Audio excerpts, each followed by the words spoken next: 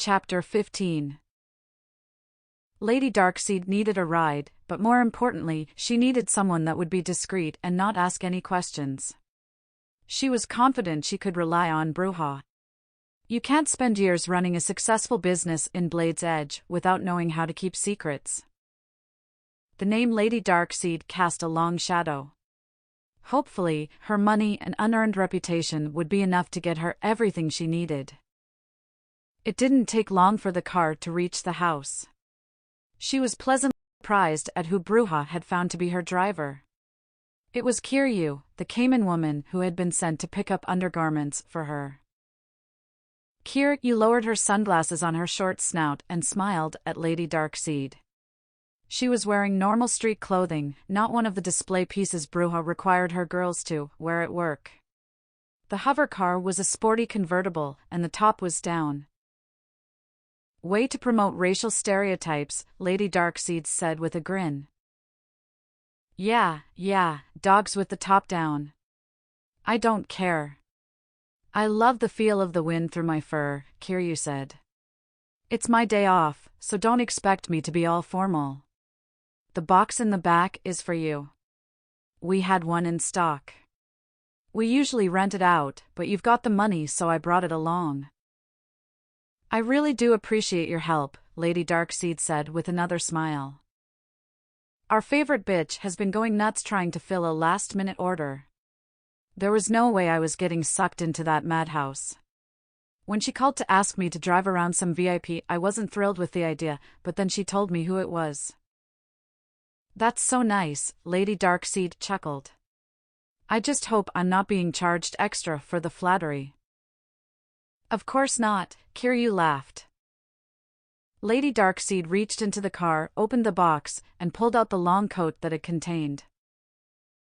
So, is this the chameleon coat? She asked. Sure is, Kiryu answered. Have you ever used one before?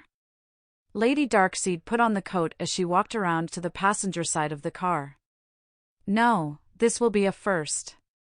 I don't have much experience with black tech. Just flip up the hood. Most sensors will slide right past you without even knowing you're there. All you need to worry about is people seeing you, Kiryu said with a toothy grin. Lady Darkseid got in the car. She'd been under the impression it was visual camouflage, but preventing her from showing up on internal sensors was even better. She'd just have to try to use the cloak of the unnoticed psionic ability to complete the effect. Should I sit here like an idiot, or does that whole not asking you questions bit not include asking you where you want me to take ya? Lady Darkseid laughed. Questions like that are fine. First stop is Port Liberty. I need to get some things I left in the shuttle. Do you mind waiting outside? Kiryu waited for her to fasten her seatbelt, then pulled away and sped toward their destination. This isn't a cab. I'm being paid by the minute, not the mile, Kiryu said merrily. Take all the time you want.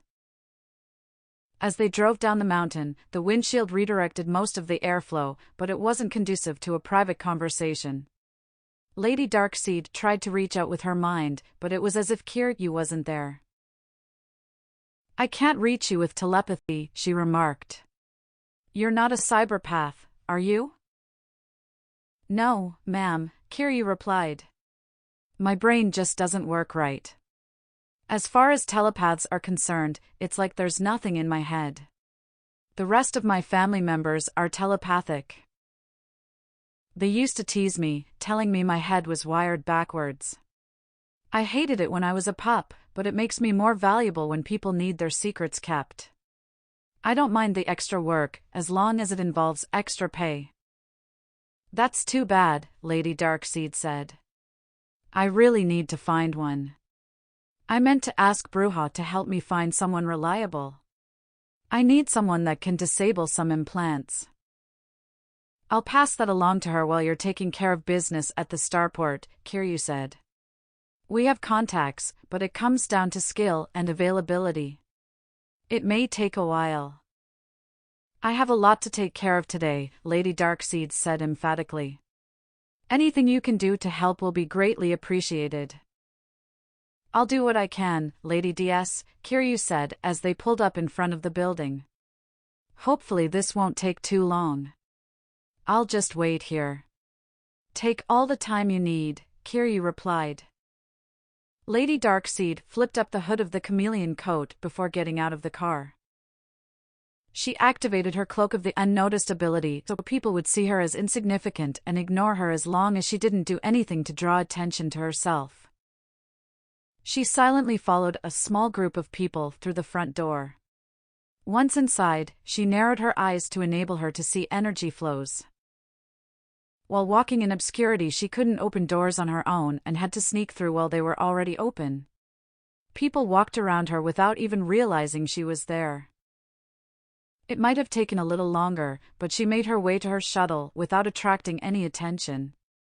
Unfortunately, there was just no way to get into the shuttle without risking being noticed. Both the shuttle and her ship had been provided by Thelkar. He undoubtedly still had the access codes. It was vital that she retrieve her cargo before anyone else did. She timed her entry carefully to make sure she wasn't seen by any of the dock workers. She rushed into the shuttle and darted over to the cold storage locker. There was a faint hissing sound as the seal was broken. Everything was right where she left it. She pulled out the box she'd come to retrieve. It was small, just an inch deep, 4 inches wide, and 5 inches across. She entered the unlocking code and sighed in relief as she saw the dark, coiled mass was still safely hidden away. Korbajani had ordered Thalu to surgically remove the alien gland from Lady Darkseid's brainstem. Neither of them even knew what it actually was, just that it was peculiar to her unique physiology. Cyanide was the only person that she'd told about it. It needed to be destroyed, but she couldn't bring herself to do it just yet. She carefully resealed the container, slid it into one of the interior pockets of her coat, walked to the front of the shuttle, slung the bag in which she'd stored her sword and dagger over her shoulder, then made her way back to the door. "Oh, better not forget this," she whispered as she grabbed an electronic pad which was synced up with the ship's main computer. Lady Darkseid telepathically searched for other minds near the shuttle and waited until she was confident she wouldn't be seen exiting. She opened the door, stepped through, and resealed it. She slid back into obscurity and carefully made her way back through the starport. Kiryu looked over and smiled at her as she walked toward the car. Apparently telepathic abilities like Cloak of Obscurity had no effect on her. Lady Darkseid wondered if shutting down her abilities like she had when fighting Iron Nightmare would allow her to see through the ability if someone tried to use it against her again. It didn't take long for her to maneuver her way out of the starport and back outside to the car. She loaded her weapons and the refrigeration storage unit into the car before getting in herself. "Where to now, Lady DS?" Kiryu asked as she pulled away from the curb. Lady Darkseid smiled. "I need to find a safe place to store something, and I need to get proper sheaths made for my blades." "We have a special vault back at the store," Kiryu said. "So, we can take care of you there, on both counts." "That sounds great," Lady Darkseid smiled. "Oh, while I think of it, you're not officially working today. I understand you'd prefer to skip the formalities, but I really don't like being called Lady DS." Kiryu chuckled. "What would you like me to call you?" Lady Darkseid just sounds so stuffy and formal. "I have no idea," she said irritably. "We're all born and given a name. Some cultures even give their children a new name when they reach maturity. Deciding what to name yourself is a lot trickier. You want it to describe you, but that's only how you see yourself, which is probably why we give each other names." Kiryu laughed. "My name means Little Dark One. I was part of a litter of 7. I had a dark patch of fur on my right hip when I was born, so my parents named me Kiryu. Do you think that it suits me? I don't. It certainly doesn't define me. It's just a name. You're overthinking it." Names are just the words we use to identify ourselves to one another. If I started calling you Queen Rainbow Sunshine Turnip Truck, would it change who you are?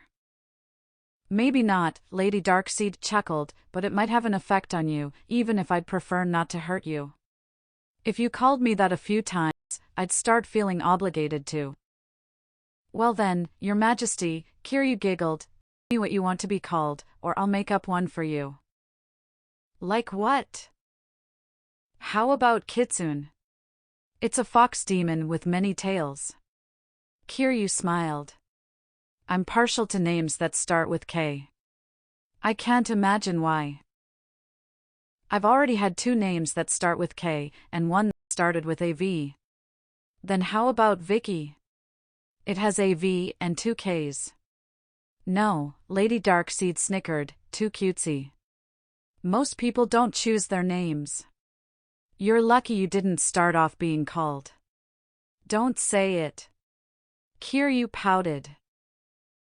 I can't use any of my old names anymore, Lady Darkseid complained. The only other thing I've ever been called is Shadow. I never took that one as a compliment. It doesn't exactly ring of feminine beauty, does it? They say women are more attractive in half-light, but still no, Kiryu snickered. Lady Darkseid took out her electronic pad and made a few quick notes. We could look up girls' names that mean shadow, Kiryu said enthusiastically. Let's not, Lady Darkseid scoffed.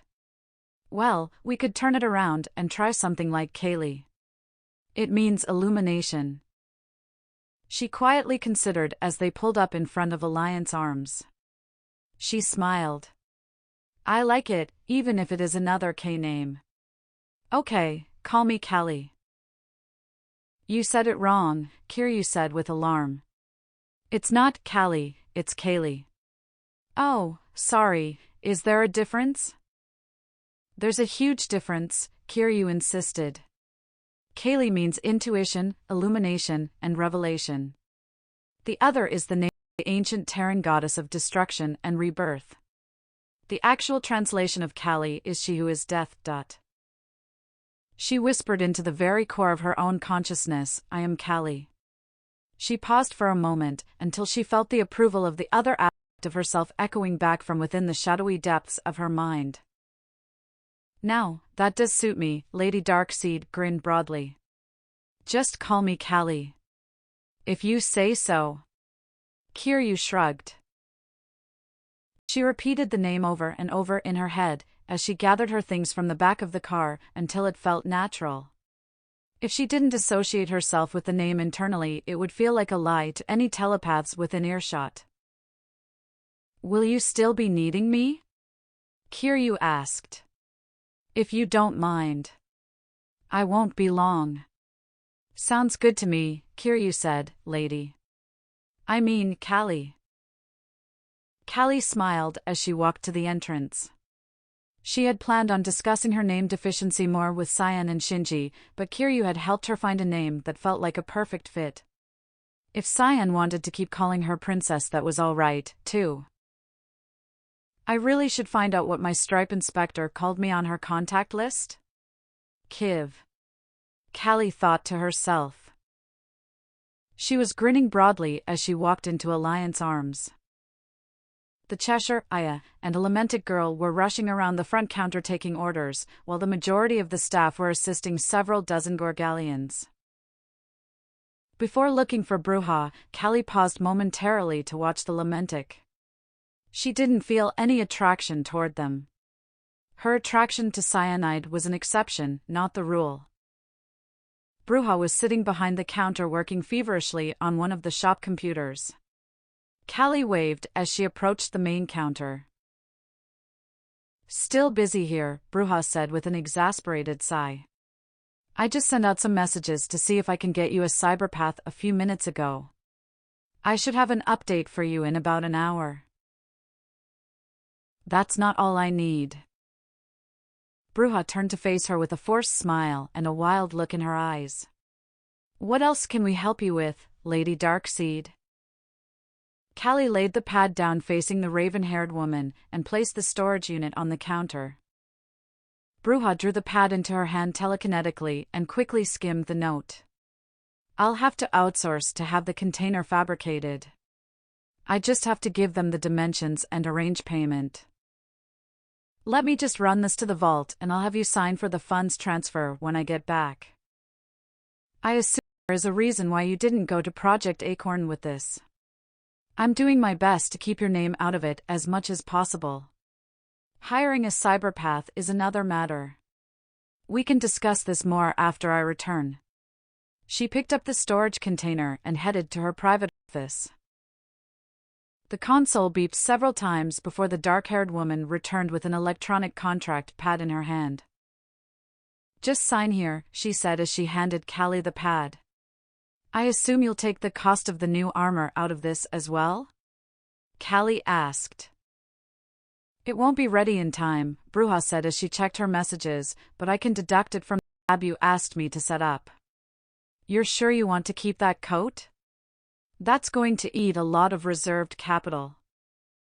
Callie nodded. I see how busy you are. I really do appreciate your time. It looks like the entire Thorn militia came in for a refit. Close enough. They had a recent recruiting drive. Bruja turned her head and sighed. I asked them not to send them all on the same day, but I think they were more focused on their own logistics without any consideration given to mine. She motioned to the bag which Lady Darkseid had slung over her shoulder. Is that the dagger and sword? Yes. I just need something quick and basic. I'll just modify a holster. It will do the trick, but won't be pretty. I'll come back for something more permanent if I return, Callie said. Bruja looked up at her with concern. You sound like you're not expecting to come back. That will make it harder to secure the help of a cyberpath. If I die, they can have my damn ship, Callie said with a shrug. Bruja raised an eyebrow. If you offer that, you'd have to offer them at least the value of the ship in Galcreds to keep them from screwing you over. As long as I can afford it. That coat's probably worth more than your ship. Well then I guess I can afford it, Callie chuckled. That should make negotiating a lot easier. The console beeped. Bruja skimmed through a message and looked up at her. Let's hear it for luck and coincidence. I just got a referral to a wetware hacker. I've never heard of him, but he's willing to meet with you. I can't vouch for him, but if you're willing to take a chance, I can try to set up a meeting. How about the Reaper's Gullet in Blade's Edge? Callie asked. Bruja typed in a quick message and hit send. Now we just wait for. The console beeped. Or not. The meeting is in 20 minutes. It's a Namdak who's using the name Roxer. Callie rolled her eyes. If you're sure about this, I'll give him the info he'll need to recognize you. Do you think I can get there in time? With Kiryu driving? You'll probably get there before he does. Tell them I'm on my way. Callie rushed back to the car and left with Kiryu. After the siege of Hyrule, Project Acorn had seized control and enacted a policy akin to martial law. There was still no formal government, and the varied organizations within the new alliance distrusted the major factions and wanted a safe port. Beyond that, they didn't agree on much else. Without anything being contraband, there was no point in having a zone where the law didn't apply. Blade's Edge had become a place where people went to avoid being hassled by the new alliance. Cyan was one of those people, which might explain why Gaurun had noted her presence. Or he might have been ordered to send the tanks for all she knew. Upon their arrival at Reaper's Gullet, Kiryu closed the top of the convertible and triple-checked that the car was locked. She wasn't about to wait in the car in this part of town. I'll just get something to drink, she said with a smile.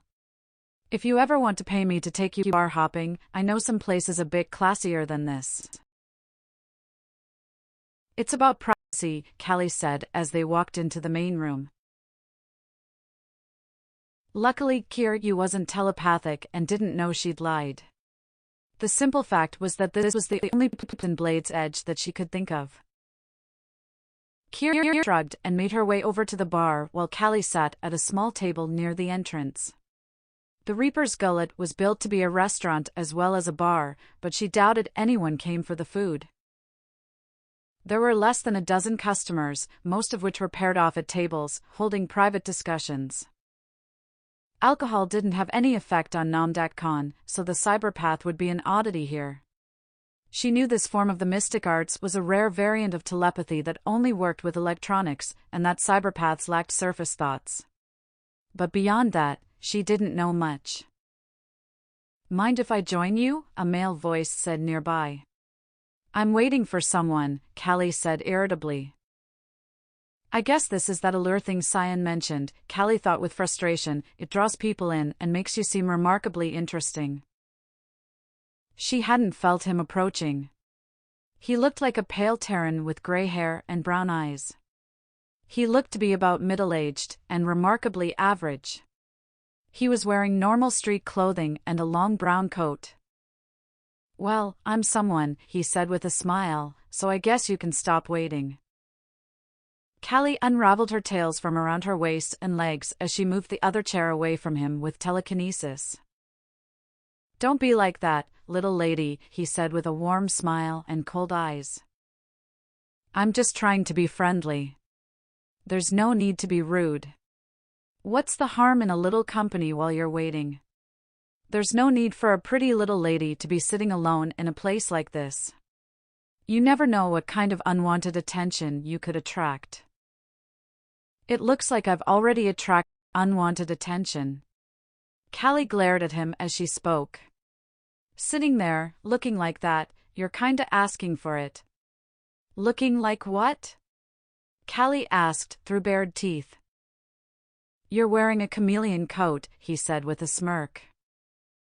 "It's not about you, it's about the tech. That's not the kind of thing you see every day.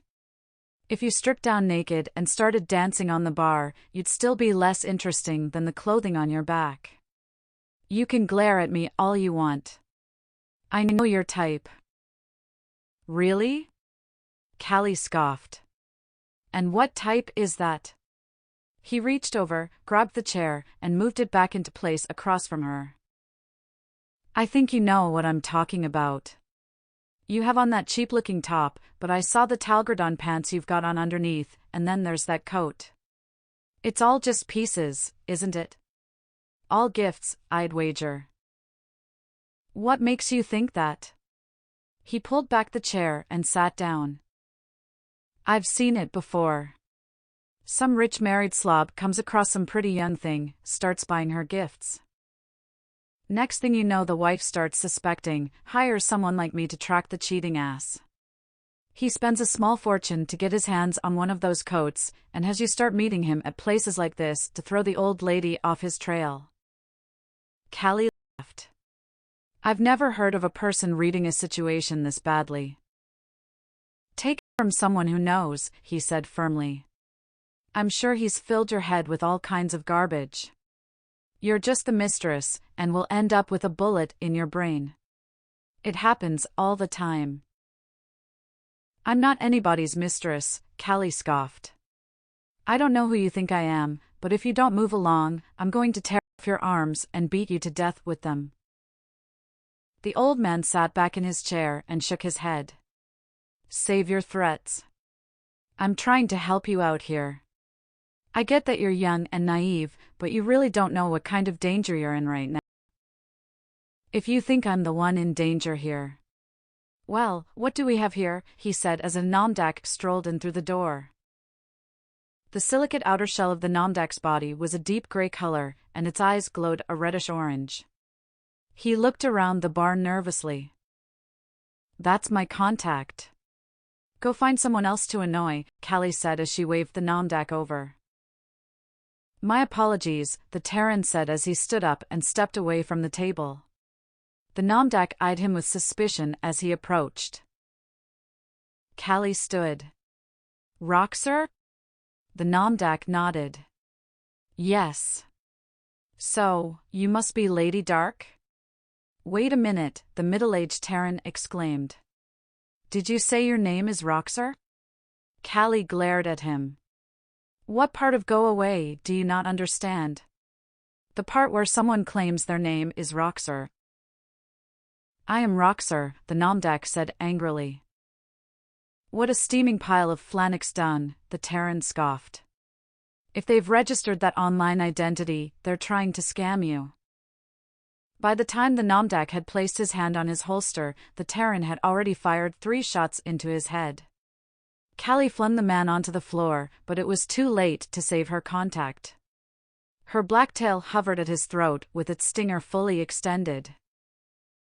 You stupid asshole, Callie yelled. Calm down.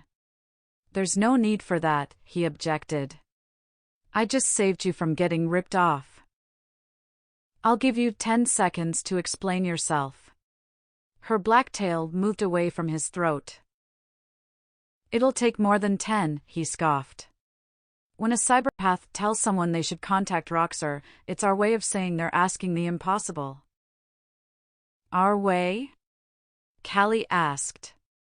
Does that mean you're a cyberpath? I'm retired. That doesn't answer my question, she snapped. Does it matter? I'm still retired. Callie returned her tails to their resting places, reached into her pocket, took out a handful of electronic components, and dropped them on the table. What's that? He asked as he stood up and brushed himself off. This tangled mess was pulled out of my head, she said. What can you tell me about it? I'm still retired, he said as he failed to look uninterested. That's fine, she said with a sly grin. I was told only Roxer could alter the programming on those chips. Well, whoever told you that was right. They're bioelectric. If it doesn't have any power, there's nothing you can do with it. I'm pretty sure I've tampered with rigs like this before, but I've never actually seen one. You've never seen one? Then how do you know what it is? This kind of hardware was first introduced to treat people suffering from brain damage. Epilepsy, memory loss, stuff like that. Before long, it became black tech and was banned on most worlds. My mother had a rig installed after a work accident. When I was a kid, I used to hack her memories all the time. Callie watched him as he looked at the hardware in confusion. This isn't that sort of rig, though, is it? After a while, you get a feel for the technology you're tinkering with, even if you can't see it. There's a memory backup drive and audio-video recorders in here, but some of these are outside of my experience. Do you know where these came from? I mean, who's putting these things in people's heads, and why? PRI, Callie said. Strange that the brochures don't mention anything about hijacking people's brains and turning them into spies and assassins. So, you're telling me they did this to you? He seemed skeptical. You expect me to believe that someone just happened to figure out this junk was in your head and rescued you? Callie smirked. It was found by mistake, then removed. What a stroke of luck, he snickered. Judging by his reaction, she doubted telling him that she'd killed everyone at a PRI base would go well. So, if I could bring you to someone with chips like these in their head, do you think you could disable them? I would have to spend a few hours scanning and analyzing the hardware before I'd know for certain, but even if I could, my answer is no. Why not? I'm still retired. After all that, I thought. Thought what? He scoffed. That you can flash me a little black tech and get me wrapped around your little finger? Would it make a difference if I told you I love him? He laughed. It wouldn't even make a difference if you said you love me. As much as I love the tech, I hate people. I've already made enough enemies on this stupid rock. Some little shit ruined my reputation and had me blacklisted about 12 years back. I've been stuck with shit jobs, for shit pay, ever since. Now the whole place has gone to shit and I'm still stuck here. What's your name? None of your damn business, not that you'd know it. Callie stood up and took off her coat. If I'm going to hire you, she said with a sly grin, I'll need to know what to call you. Little lady, he said with a sigh, what part of I'm retired do you not understand? The part where I offer to give you my chameleon coat if you agree to help me. That is why you came over here to begin with, isn't it? He smiled. So, you think you have me figured out, do you? Callie laid the coat across the table. I don't even know if you're any good. Maybe they blackballed you because you didn't have what it takes. He caressed the coat absent-mindedly as he said, they went after my reputation because they didn't have the skill to challenge me directly. Trying to rub salt in an old wound isn't a smart tactic. I have to admit, you do have a real flair for reminding me why I hate people. I need someone to track the origin and destination of a message and modify. Why are you telling me? I'm retired, he snarled. I'm not helping you. Your mouth says no, Callie chuckled, but your hand says yes. What's that supposed to mean? If you're unwilling to help, why are you still fondling that coat? He let go of the coat and crossed his arms. I know my friend's patient number. I just need you to hack his implant, change the number, and help me run a trace on a message. Do that and the coat is yours. I'm sure you wouldn't be interested in the other commission I'm looking to hire someone for. What would someone like you want with a jump ship?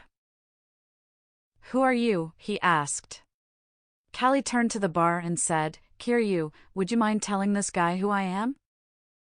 Kiryu lowered her drink and looked at her in confusion. I'm sorry, Lady Darkseid, I didn't hear you. Callie smiled deviously as she turned back to look at the cyberpath. He stood, took the chameleon coat under his arm, and offered her his hand. Callie stood and shook his hand. My name is Tyrell Decker, he said with a crooked grin. I can find good use for this coat and a ship of my own, but I have one last condition. So much for retirement, Callie smiled. What's your condition? I was forced into retirement. I thought I made that clear, Tyrell said with a sly grin. Someone with your name recognition could help me restore my reputation. She cocked an eyebrow and asked, How would you propose I do that? That name of yours has been a mystery whispered from the shadows for over 100 years. Let me bring you out into the light. Let me be your historiographer. Let me chronicle your life. We record all of the key moments, then craft a narrative together. Wouldn't that be a propagandist? Chronicler, historiographer, propagandist, biographer, call it whatever you want, Tyrell snickered. I bring the universe information that nobody else can. You do your thing and I make sure people pay attention. Before long, people hear your name and think of me by proxy. All you have to do is walk onto the public stage. If you can do that for me, I'd be happy to be your personal cyberpath. Well, for as long as it serves my purposes. Are you sure you're not with the IS? My bank account sure wishes I had a nice cushy job working for the Information Society, Tyrell chuckled. I've swiped some tech from them over the years, but no such luck. Well then, as long as you don't interfere with my plans. I understand the tactical importance of deception. That's why we craft the narrative. Don't worry. I won't release anything without your approval.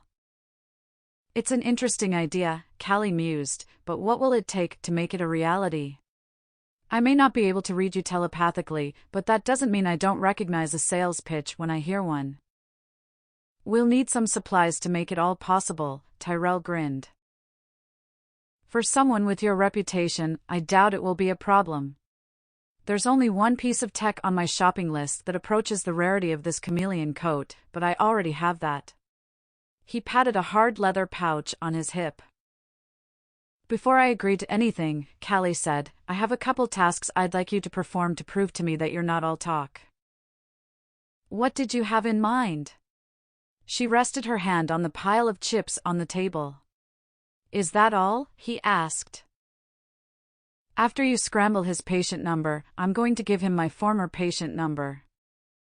Once that happens, he's going to try to complete his last mission. He'll contact the people that are manipulating him. I need you to track the signal to its source. Once we have a destination, I'll be ready to step out of the shadows. Okay. Let's get started, Tyrell said as he donned his new coat. Kiryu, Kelly called over to the bar. It's time to go.